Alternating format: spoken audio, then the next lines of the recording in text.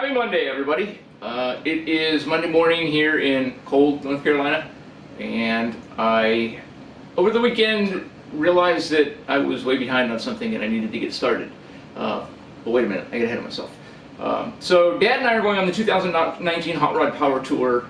This will be our second long haul trip. Previously, we did the 2014.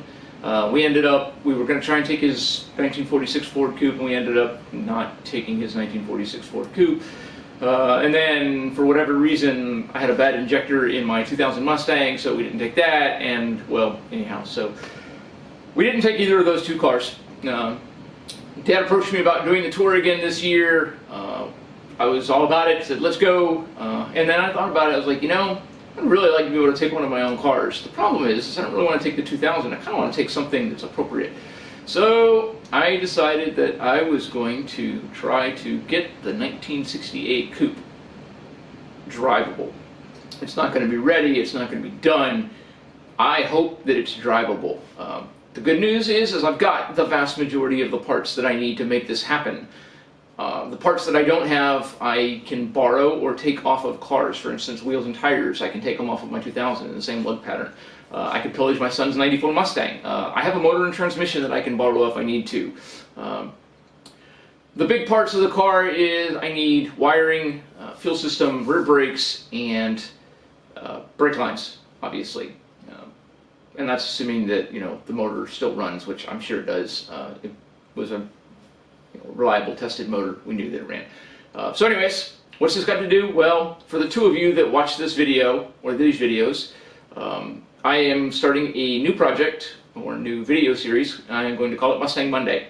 On Monday, starting next Monday, not this Monday because it's almost half over already, but starting this Monday will be the first video, this one. Next Monday will be the first video where I actually do something. Every Monday at very least, I will try to get something done on this car to get it closer to being able to be driven on the Hot Rod Power Tour. Now, once again, the car is not going to be done in any stretch of the imagination. I suspect if I'm able to make this happen, I will probably be driving a car with no floor mats, no carpet, no sound deadening material. Probably have windows. It will definitely have a front and rear window. I've got both bumpers for it. Those bolt right on. That's a quick and easy thing. It's really not that much stuff if I just accept that the car is going to be driven in primer and it's going to be kind of beat up, but I still promise that it will not be the ugliest car on the Hot Rod Power Tour by far. I know this with 100% certainty. It will probably not also be the car in the worst shape. Hopefully, it will start the tour in Charlotte, North Carolina, and finish the tour in Norwalk, Ohio, I think. I don't remember where it is, but I think that's where it is. So, anyhow, I will be cleaning it up after I finish this video and getting stuff off of it.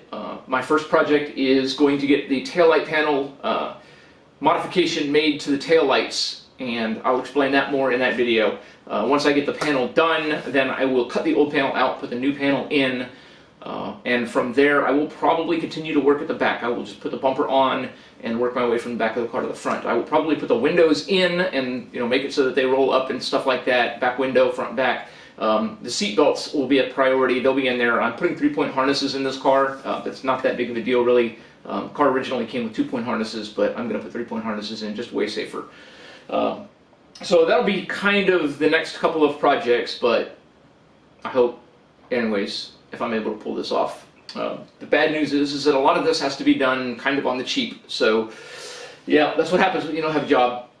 You try and scrape and scrounge wherever you can. So hopefully I can make this happen, and if I can't make this happen, then Dad and I've already talked about it. We've got probably half a dozen backup vehicles. Yes, I wasn't kidding when I said half a dozen backup vehicles. Between the two of us, we own way more cars than you should be able to own. Half of them don't run, but anyways. So there I am. Hopefully I won't have to take the motor and transmission out of the 46 to borrow it, but if I do, I do. I've got a 5-liter motor sitting right over there on the engine stand. All I need is a transmission, but it shouldn't be that big of a deal. So, see you next Monday when I get started on what is probably a not likely, or for me, impossible task. Have a great day.